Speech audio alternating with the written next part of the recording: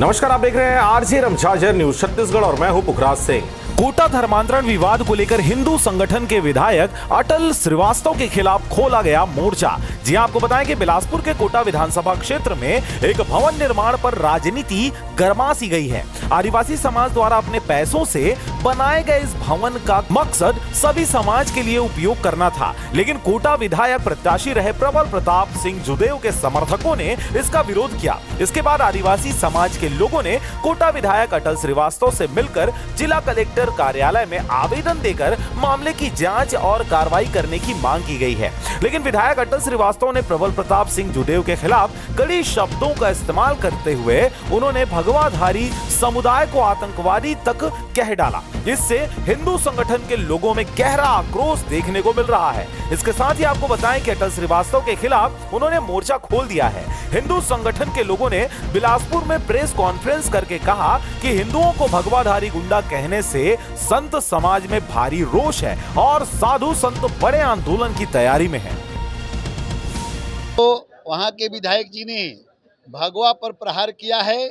इस विषय में पूरे संत समाज सहित पूरे सनातनी में आक्रोश है और ऐसे विधायक को उनकी भाषा में हम जवाब दें, इसको चेतावनी के रूप में आप लोगों के माध्यम से कहना चाहते हैं कि कभी भी किसी भगवाधारी को चेतावनी चुनौती न दें। उसका बहुत पूर्व में जो भगवा को आतंकवाद का है उसका क्या हर्ष हुआ है हम सब जानते हैं। वो घर का होगा न घाट का होगा। उन्होंने हम सनातनियों को और सनातनियों के जो गुरु हैं इन सब को भगवा आतंकवाद और भगवा गुंडे के शब्द के साथ उन्होंने जो प्रयोग किया, इससे हमें बड़ी कड़ी आपत्ति है।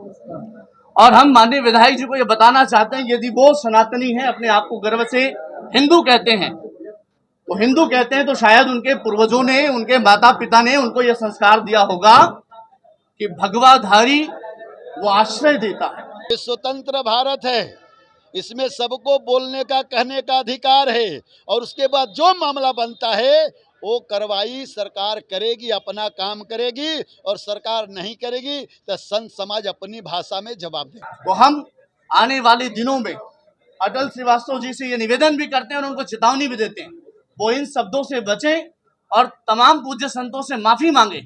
यदि ऐसा नहीं करते हैं तो छत्तीसगढ़ का संत समाज और इससे प्रदेशों के अन्य प्रदेशों में भी जो जुड़े हुए साधु सन्यासी हैं उनके प्रति उग्र आंदोलन करेंगे और प्रशासन से भी मांग करते हैं कि ऐसे शब्दों का जो सन्यासियों को बदनाम करने का काम कर रहे हैं, ऐसे व्यक्तियों को उनको प्रताड़ित नहीं करें। लेकिन इतना कहूंगा कि न्यायोचित जो काम हो सकता है उनको उनकी सजा दें, नहीं तो संत समाज और सनातन समाज उसके खिलाफ जाने को तैयार। हम किसी के विरोध में मोर्चा नहीं खोलते हैं, लेकिन उन्होंने जो आतंकवाद कहा है भगवा को, संतों को, उस पर घोर आपत्ति है और उसके लिए हम कुछ भी करने के लिए तैयार रहेंगे। क्षेत्र में